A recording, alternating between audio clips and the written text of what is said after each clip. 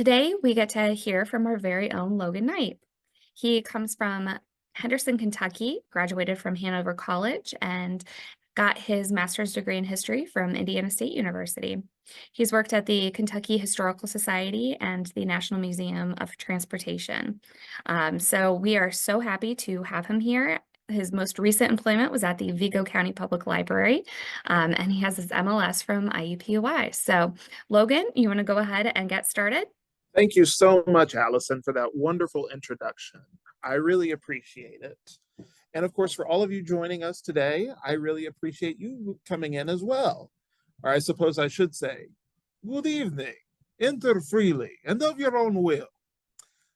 I promise this is the first and last Dracula joke I will make, but I had to get one just to get it out of my system. So with that being said, let's go ahead and get started. All right, so our topic today is a beginner's guide to Romanian genealogy. So what we're going to cover here today is a little bit of history of Romania, history of Romanian immigration to the United States, as well as a look at research tips and a general guide to just figuring out, your particular family story and whether or not it coincides with Romania. Roughly anywhere from 500,000 to over 1.5 million Americans can trace their lineage to Romania. And we're going to get into it about why that number fluctuates so much over the years. So let's just dive right in. What is Romania? All right. So Romania is a country in Eastern Europe, about the size of the American state of Oregon, and has anywhere from 19 to 21 million people, depending on what statistics you utilize. Romania is located in Eastern Europe and is one of the larger countries there. It is defined by having a fairly large area on the Black Sea and tends to be dominated geographically by the lower end of the Carpathian Mountains and what are known colloquially as the Transylvanian Alps. So the picture you're seeing right here is from Trajan's Column, which still stands in Trajan's Forum in Rome, Italy. Romania as an idea, as a country, as anything, sort of political or cultural, really enters history with a group of people called the Dacians. It's kind of tough to refer to a quote unquote Dacia because this is a pretty loose political alliance between a wide variety of different tribes. They don't really enter into their neighbors' histories, and the Dacians didn't keep much of them much themselves. They only really intrude when the Dacians go, raiding basically over the Danube. And of course, I should note that what we would call ancient Dacia is today known as Transylvania, which is a pretty big part of modern day Romania. Now, Dacia becomes more and more important as time goes on due to a number of various warlord type leaders, the most important of whom is a man known as Decebalus. From our Roman sources, this roughly translates into as strong or as wild as 10 men. And he was certainly a very impressive figure. Decebalus is able to use Transylvania's natural resources to inflict a number of humiliating defeats on various Roman armies, including the Praetorian Guard, the famous bodyguard of the Roman emperor. However, that ended with the coming of the Emperor Trajan, who, roughly the time of 105 to 106 AD, launched a massive invasion of Dacia, bringing Decebalus to defeat and annexing the entire region as Rome's last great province, Dacia. Now, this is incredibly important as we go on because the modern day nation state of Romania draws on both its Dacian and its Roman influences to kind of give it a national mythology. And we're going to talk about this as it goes on. But it should be noted the Romans are only in Dacia for about 150 years. And in 275 AD, the Romans under the Emperor Aurelian actually evacuate back across the Danube and effectively abandon the province. Now, that being said, the Roman influence is almost incalculable because the Romanian people will hold on to certain cultural legacies from Rome, the most important which is language. Romanian is a Latin language. Now, what does that mean? It is a Latin based language in the same way that French, Spanish, and Italian are, although it will borrow a number of things from its various neighbors, most of whom are Slavs, of which more will be said here in a minute. From a cultural and ethnographic perspective, the Romanians are not Slavs because they do not speak a Slavic based language. They speak a Latin based language. And this in turn means that their language and stuff will simply have much more in common with, say, English than something like, say, Hungarian, which is quite a bit different. Now, after the Romans evacuate, there are a number of migrations and invasions, depending on who you talk to, throughout this whole area. By the time of roughly the Middle Ages, though, what you're primarily looking at are two areas that will basically form the core of modern day Romania. This is known as Wallachia, which roughly translates into land of the Romans, and Moldavia, which roughly translates into rampart of the Dacians. Once again, you kind of see this dual legacy here. Most of the lands occupied by speakers of Romanian will tend to fall under, in this time period anyway, Hungarian or Ottoman Turkish occupations.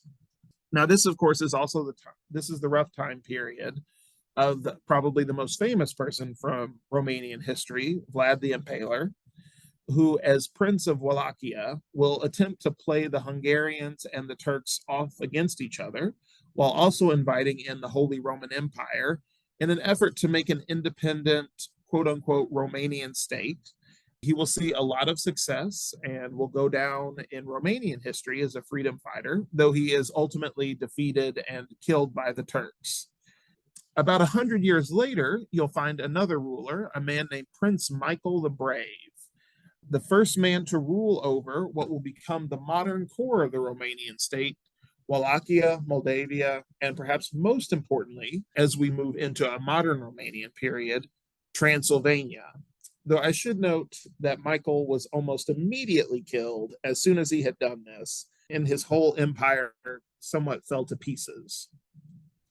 One last thing I'll mention about medieval Romanian history that's pretty important is the coming of Christianity, which initially comes, of course, with the Romans, but it takes a fairly similar turn in what you will see in other Eastern European nations, in that the Romanians, by and large, become Orthodox, though there will be different conversions depending as time goes on, primarily either Catholics or in some cases even Baptists.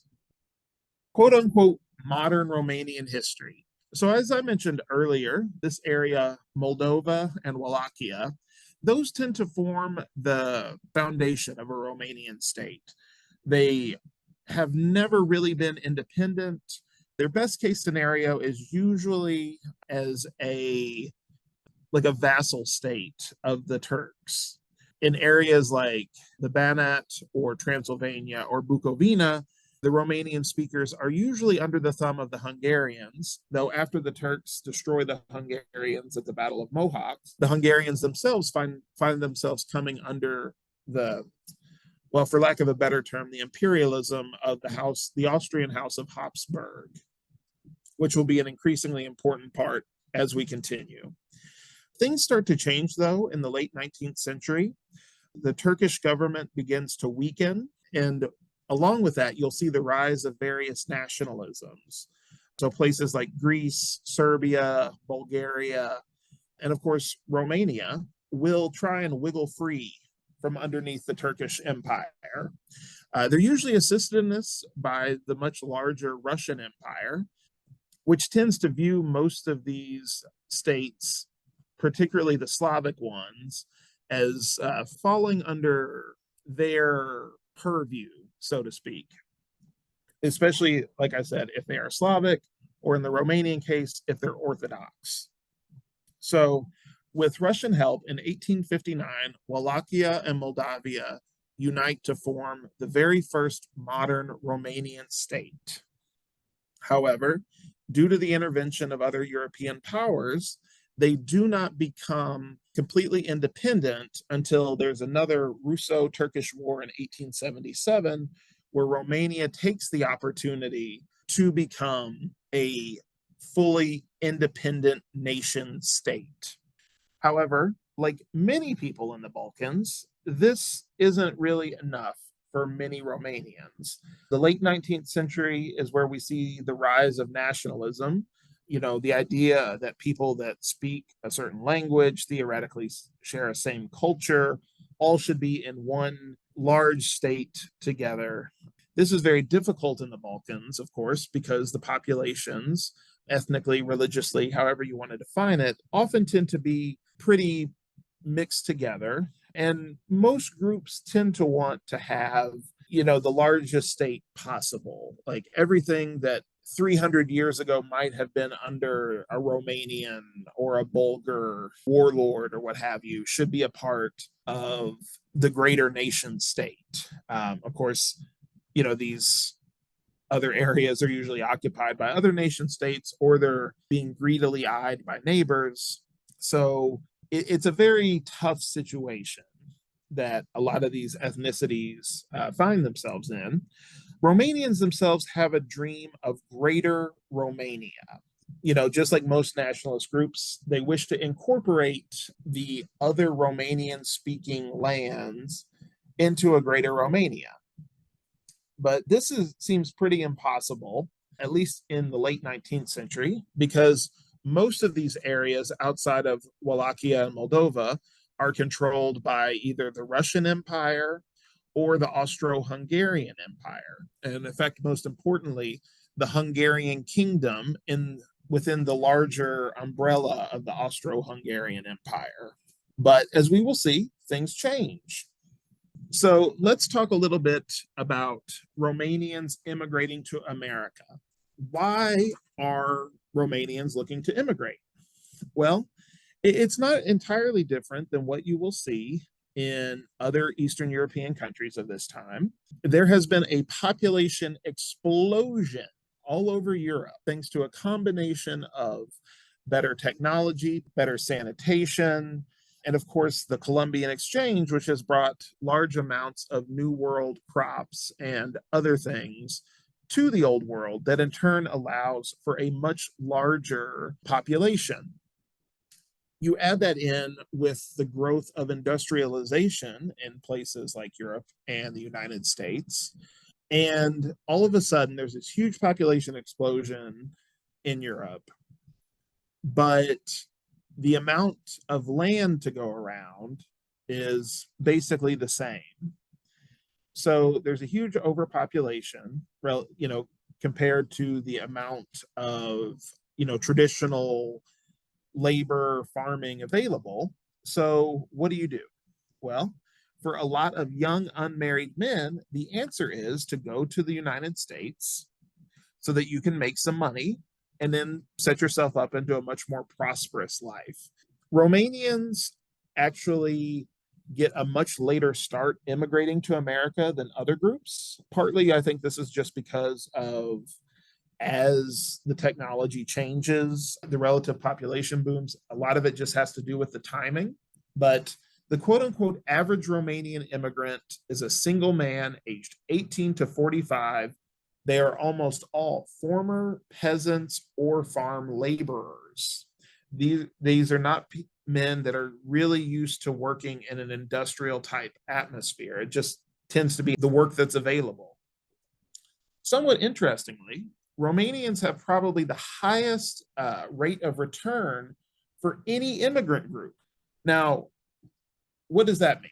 Well, basically, the goal of most of these Romanians is not to start a new life in the United States. The goal is to make money, enough money, so that when you go home to Romania, you are basically the quote unquote king of the village. You can buy a much larger farm. You can buy, some sort of food or hotel establishment. You can set yourself up as basically a very important man in the small village. 30 years previously, this would have been very difficult to do. But now, because of the technology of, the steamship routes from Europe to America, taking anywhere from like 14 to 21 days, and of course, as more steamships get involved in it, the price continues to fall. It's not entirely unlike, someone today taking a Greyhound bus from, New York to California. It's not the most fun way to travel. I wouldn't want to do it every day, but if you have to, it's not that big of a deal. So during this time period, from about 1895 to 1920, roughly 150,000 Romanians come to the United States in these years. You will see smaller waves after 1920, but they are much, much, much smaller. Basically, until the 1990s, it's only about 30,000 Romanians will be able to get through.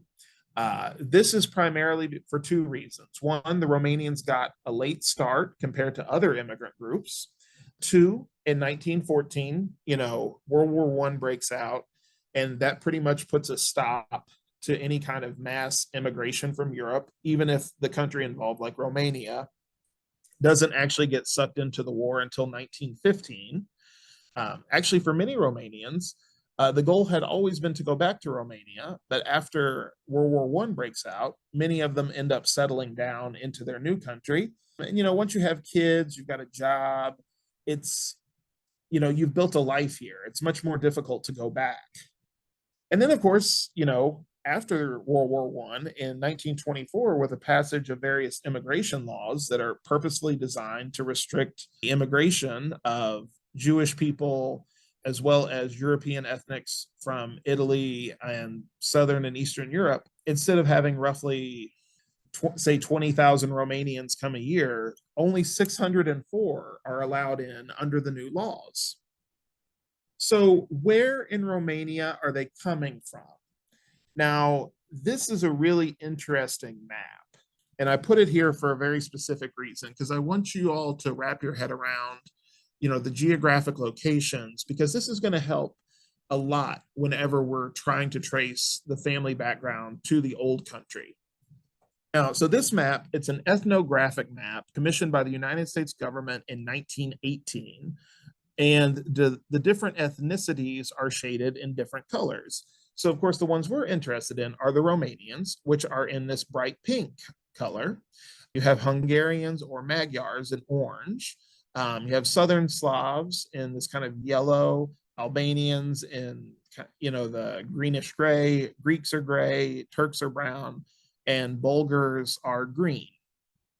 Now, you're going to notice that although there are big patches here of all sorts of different colors, you'll notice that most of them are concentrated in very specific areas. And one of the most important ones that I want to talk about is right here in the very middle of the map. You see how Romania, Old Kingdom Romania, makes a giant Y shape? You can see the little black lines outlining it. Well, that didn't really do anything to stop the overspill of the actual Romanian speaking population. So what you're going to see to the up and to the left over there with that giant pink blob, that is Transylvania. Now, that is super important because roughly 90%, if not more, of Romanian speaking people who come to the United States, they come from Transylvania. Most of the rest of them come from a place called Bukovina, which is kind of tough to see, but it kind of left off this map, but it's basically in what is now far northern Romania. And the top half of it is in Ukraine, and the bottom half is in Romania proper, or the Banat, which is that if you see Serbia down here to the center left, you'll see a stripe, like it's a pink and yellow stripe. That's the Banat. And it also gets chopped up between Romania and Serbia, eventually Yugoslavia. Less than 5% of Romanians who immigrate to the United States come from Old Kingdom Romania. And that's pretty important when we're trying to understand, where these folks are coming from. And we'll get into that more as we talk about doing research in Romania itself. The other thing I wanted to mention too, of these, immigrants that are immigrating before World War One, most of them are actually going to walk to the border of Austria-Hungary, and they're going to take a train through Germany, and they're usually going to go to places like Bremen, Hamburg, Rotterdam. Some will go through Le Havre to take a steamship to the New World. They don't want to take a train usually directly from their village or near closest city within the Austro-Hungarian Empire themselves, because most of these, once again, are single unmarried young men. And that is always a kind of a red warning light flashing for the Austro-Hungarian authorities, because these men are liable to be conscripted. It's actually kind of funny. You can see a number of newspaper advertisements and other things from the various steamship companies advising young men on how to get out of being conscripted. Conscription is one of the things that is motivating a lot of these Transylvanian Romanians to immigrate as well. I should also note that of those taking the steamships to America, over 90% of them will go through Ellis Island. Most of the others will go through Philadelphia or Baltimore. But of course, there's always someone special out there. So why are these people coming? Well, as we talked about a little bit earlier, they're coming for basically one reason: to make money. Now, I should note that there are a few, though, once again, primarily in Transylvania, that are also looking to escape being oppressed. And of course, there's no reason you can't do both at the same time. In the Kingdom of Hungary in the late 19th century, we talked a little bit about nationalism. Well, unfortunately, sometimes part of the downside of nationalism is if people aren't, operating in a way that you think is proper, the goal is to turn them from whatever ethnic or religious background they currently are into what you want them to be. So there's something called forced Magyarization. They ban the Romanian language in Transylvanian schools. They're not allowed to do certain ethnic festivals. They're not allowed to display what will be, the Romanian flag. And you'll see that, people taking advantage of the relative freedoms to do those sorts of things here in the United States. But basically what we're talking about is money and a little side of freedom. So Romanians in America. Okay, so we've crossed from the old country and now we're in the land of opportunity. So where am I going to find Romanians in America? Well, it's a fairly straightforward areas that we're going to look in. You're basically looking at New York, New Jersey, Pennsylvania, and then in some ways, the most importantly, the Midwestern Great Lakes industrial states, right? So Ohio, Michigan, Minnesota, Indiana, and Illinois. And in fact, this picture that you're seeing right here is actually a group of steel mill workers in Chicago. Specifically, these were classified as Romanians. Now, as I mentioned earlier, most of these Romanians have no real experience in industry or anything like that. Most of them are former farm laborers, peasants, but like many Eastern Europeans, they're coming to the United States. You get a job in, the steel mill or something along those lines. The pay is usually not great by American standards. It's one of the reasons, well, in many respects, the reason why so many native-born Americans don't really want to do these sorts of jobs if they can avoid it, is because they're relatively low paying. They tend to be dangerous, long hours. I'm sure most of you have heard some version of these stories before.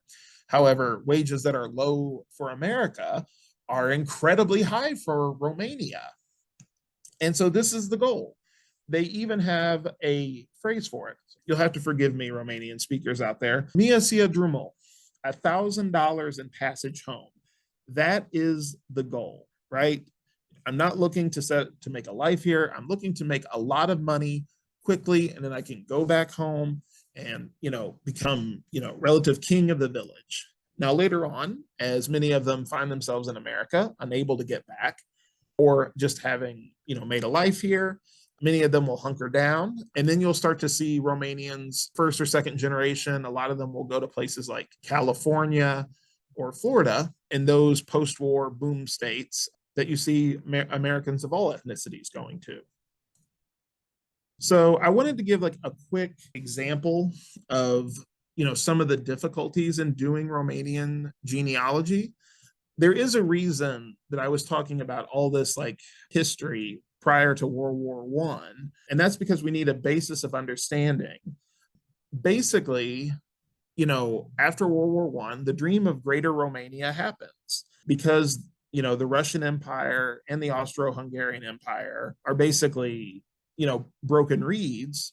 Romania, despite not having a particularly great First World War initially, is able to walk into a lot of areas. The modern day state of Moldova, which at the time was known as the province of Bessarabia, that gets annexed. Parts of the Banat, Bukovina, and by far the most important part, Transylvania, all become part of a greater Romania. Now, this is tough for us because, when you're born in one country and it becomes part of another one, things can get pretty tough. And so this particular gentleman, John Grovescu, he was born in Kudazur, Hungary. Now, I did some digging, and it turns out Kudzir has gone by about 8 different names, but it is now well and comfortably in Romanian territory and goes by the name of Sugar, right? But you'll see these sorts of things all over, particularly because, once again, 90% of these people are coming over from Transylvania. So, passenger lists and naturalizations, you're going to see a wide variety of ethnicities and nationalities. I've even seen some Hungaro-Romanian. It just depends. But you'll always want to take, if you're able to, take a really close look at those naturalizations and those passenger lists.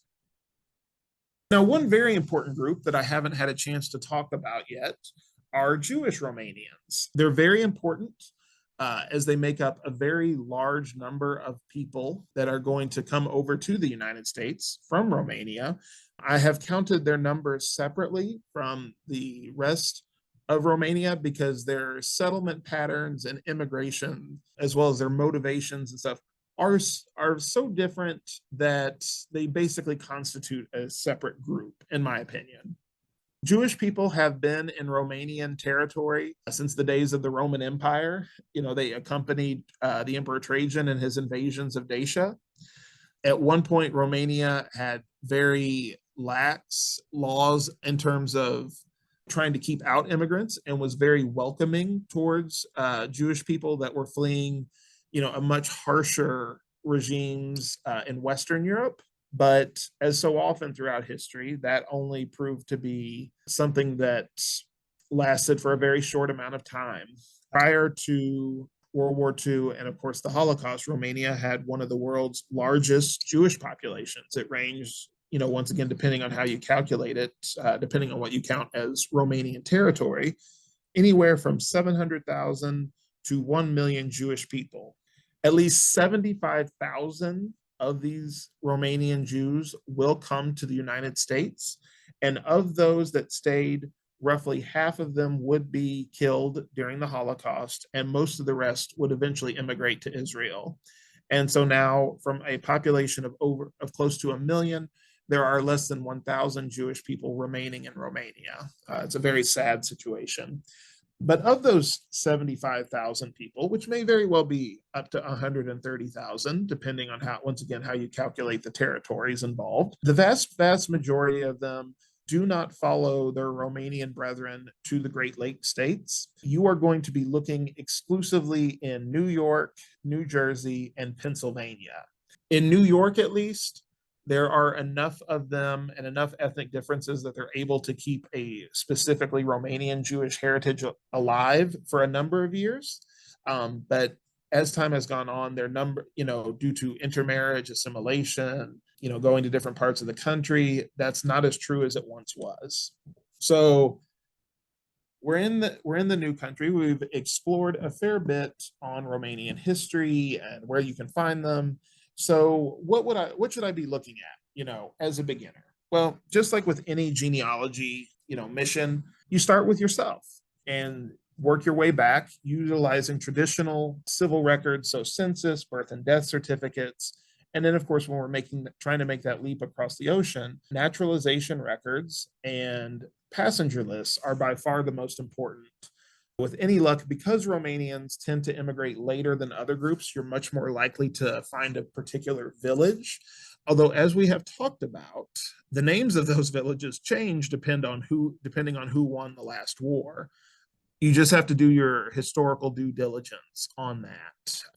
One thing that is incredibly important is understanding what religious group they belong to. The vast majority of them will be Orthodox. There are, however, particular pockets of Roman Catholic or Baptist groups. Usually, like you will see, Romanian Baptists, not so much Romanian Catholic, although there are a few, but actually many Romanians who lived in Greece or Macedonia or Bulgaria will actually join the Greek Catholic Church. And they tend to be known as VLAC, VLACH.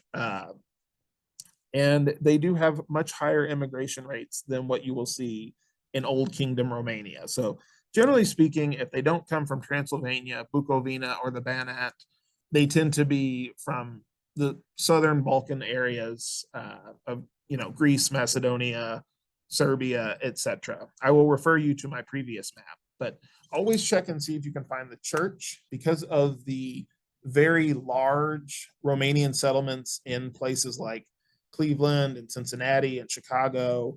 You will find branches of the Romanian Orthodox Church. One other place that you're going to want to look at, if possible, these records are a lot tougher to come by, but some have been gifted to various universities, and that is the boarding house or fraternal society. As we talked about, many of the people coming over, the vast majority, are young unmarried men. They tend to live in boarding houses to save money so that they can send it back home or save up for their eventual return in triumph. But they will often join fraternal societies. These societies not only provide companionship, but also have a limited form of like social insurance in case of all too common industrial accidents, things of that nature, and also just, an ability to be around fellow Romanians. So I have listed a number of those from primarily the Great Lakes states areas, though many have gone defunct over the years. A number of them, like I was talking about, have been donated to various universities, and I provided links to those. Finally, one other thing to do on this side of the Atlantic, genealogical societies and Facebook groups. There are a number of them specifically catering to Romanian heritage. One that I would specifically like to mention is the Romanian Genealogical Society, which is a branch of the Minnesota Genealogical Society. They have a fantastic website and Facebook page. It's a very active community.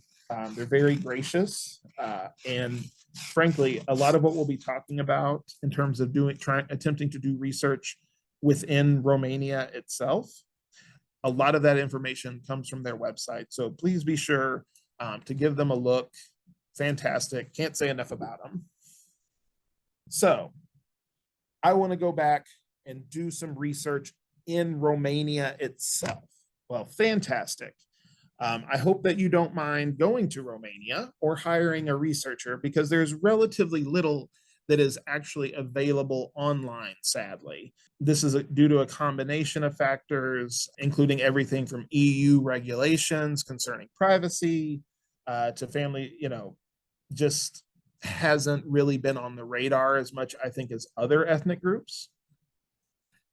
But, you give it a little bit of time, and I would like to think that things will change along those lines. That being said, like let's say you hired a researcher in Romania or you're going yourself.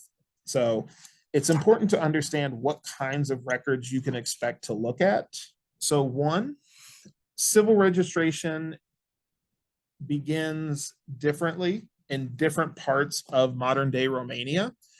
In some respects, the Austro-Hungarian parts, Transylvania, will be quote unquote ahead of the curve. In other places, they will be far behind the curve. It just depends. As you can see, civil registration begins in the Old Kingdom in 1865, does not begin in Transylvania until 1895. Other regions that the Romanians took after World War I doesn't start until 1919. There are a couple of census records available for both Transylvania and Romania proper on Family Search. I should note, they do not do them every 10 years. It's not particularly great. And of course, I should note, they tend to be in Hungarian, which is a tricky language, to say the least, and is unrelated to the vast majority of most European languages. However, as we often do in these cases, when we are unable to go further back with civil resources, we tend to turn to church records. Many of these church records will go back to roughly the 1600s, although there is a great deal of record loss due to the various wars and other disasters that have sadly plagued Romania over the course of the 20th century. I should make a note here about how the Romanian archival system works. There is a national archive that oversees all of Romania's counties, which, at least from like an administrative point of view, are much more like our states. There is a branch in every one of these counties of the National Archives. And basically what happens is if once a record turns 100 years old, if it's a vital record, if it's a civil record, if it's even if it's a church record, it will actually go to the branch of the National Archives in that particular county of Romania. Now, if you are planning a trip to Romania, please understand you cannot just go and make an appointment at the National Archives. You need a permit that the National Archives will issue you. And it does take a while to get a hold of one. And I should note, even if you do have a permit, most of these records will be sealed from 100 years of their creation. However, of course, that being said, with any luck, sadly, most of our ancestors have gone past that particular point. So you may be able to find some things. I will say, death certificates are not nearly as useful in Romania as they are in America because most of them will not list the parents involved. Many of them will not even list the cause of death. Birth certificates, on the other hand, will. And so if you do have an opportunity, that is something that you can request. Now, I should note the Romanian National Archives website is accessible here in the United States. It is in English, but I would note that when you do make requests of them, it probably doesn't hurt to submit it in both English and Romanian. Most of the times you can hire a transliterator for not a terrible lot of money.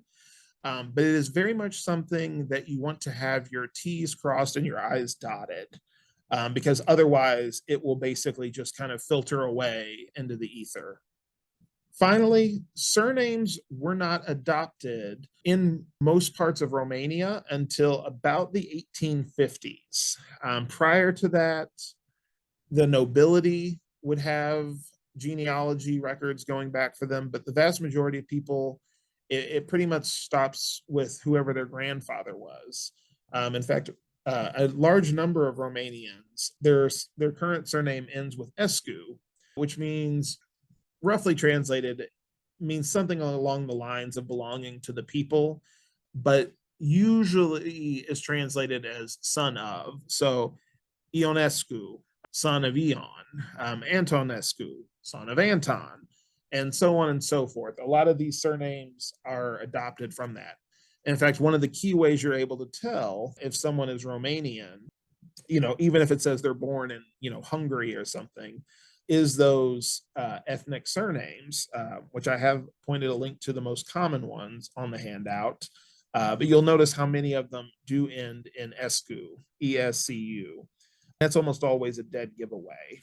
But that being said, they are not adopted for most of the common folk until the 1850s. Transylvania is quite a bit farther behind, and they do not actually start doing surnames until about the 1870s. This is true for Jewish people as well, many of whom will have Romanian surnames, but because so many of them come from formerly German or Hungarian areas, many of those particular surnames will actually be German or Hungarian in origin. That does make it pretty tough, but not impossible. It's just that's why it's so important to know the history of these areas so that you can locate your people in a very specific village. And so hopefully as time goes on and more things become digitized, it will theoretically become easier to go back further. In conclusion, this is basically what I have when it comes to just kind of a beginner's guide to genealogy for Romania. I hope you enjoyed it. Off to the right here, this is actually the Romanian National Archives coat of arms. I've included it here because it's my studied opinion that more libraries and archives should have coats of arms. Romania is a country with a fascinating history whose people have contributed greatly to worldwide civilization, and of course, to the growth of the United States of America as well. So that being said, I've kind of said my piece, so I think we'll turn it over to the Q&A. The first question, my grandfather was German. He was born in Transylvania, Austria-Hungary in 1911, according to all the paperwork. So he immigrated when he was 2. They're wondering where they should start their search for their great-grandparents' information from Transylvania. Most Germans in Transylvania, they tend to be called Saxons, even if that's not necessarily the region of Germany they came from.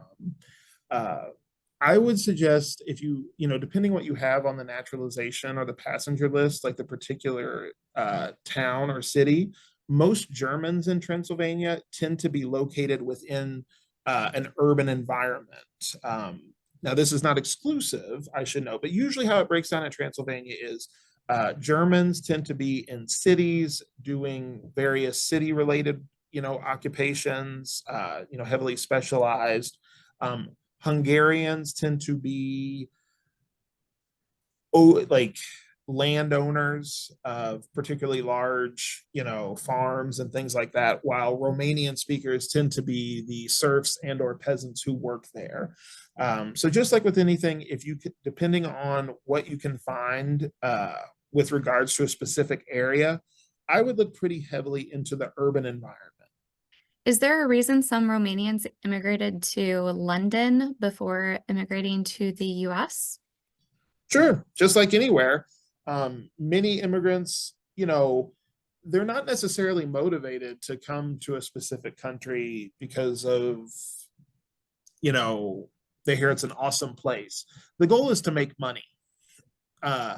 And even today, Romania has a very large immigrant population. It's just thanks to the EU and the various open borders that their citizens can go through. You'll find Romanians, immigrating to places like Italy, France, Germany, where they're guest workers, and then they send the money back home to Romania, which still remains one of Europe's poorest countries.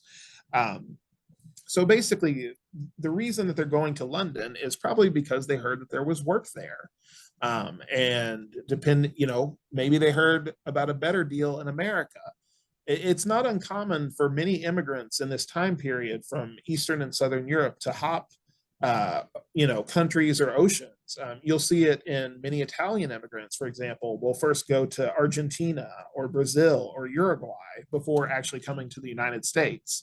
So everybody's story is a little bit different, but it's usually those economic factors. Did the immigrants to America pay for passage, or did they work on the ships? So by this point, it's not entirely dissimilar from me buying a ticket for Carnival Cruise Line. This is, it's like buying a bus ticket. So often enough, they themselves would save up the money.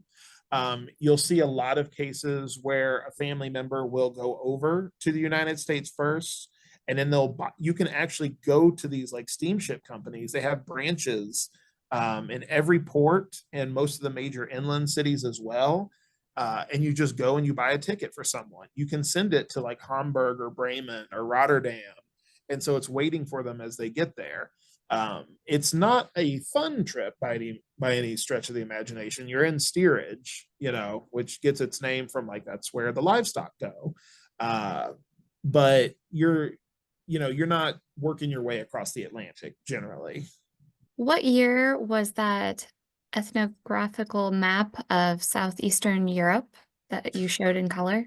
So that was from 1918, just as World War One is winding down. Although in many respects in Eastern Europe, where things are really starting to kick off. So what you're kind of looking at there is a rough snapshot.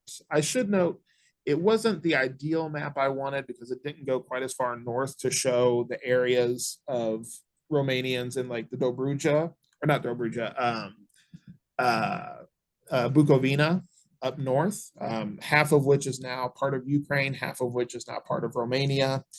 I also wish it would have shown Jewish people as well, but you're looking at the 1918, 1919 is roughly what you're looking at there. Do you remember where that came from? The Library of Congress. It looks like we have one more question. Great. What is the best place to find other ethnographic maps like the one you showed? Are there other ones that you found beyond that one? Well, I mean, honestly, the Library of Congress is a great place to start. I should note that in the proud tradition of so many librarians, I started with Googling ethnographical maps, 1918 or so, because that's what I wanted to look at. But I would say start with, your trusted sources like the Library of Congress. Depending on what specific area of Europe you're looking at and what time period, there will be different ones. But that's a really excellent place to start. Wonderful, thank you. Mhm. Yeah, I just Googled and I'm finding different ones that are kind of fascinating. So Yes, I do love love a the colorful Google. map. And Lord knows the Balkans, it's all mixed up together. Yes. Well, thank you so much. We breezed through those questions, so we are completely done. So thank you for a wonderful presentation. Thank you all for joining us for our Thursday evening program, and we hope that you have a wonderful evening. My colleague just put the email address in the chat. If you want a copy of the chat, please email us for that copy. And we hope that you have a wonderful rest of your day or evening wherever you are. Goodbye. Thanks, everyone.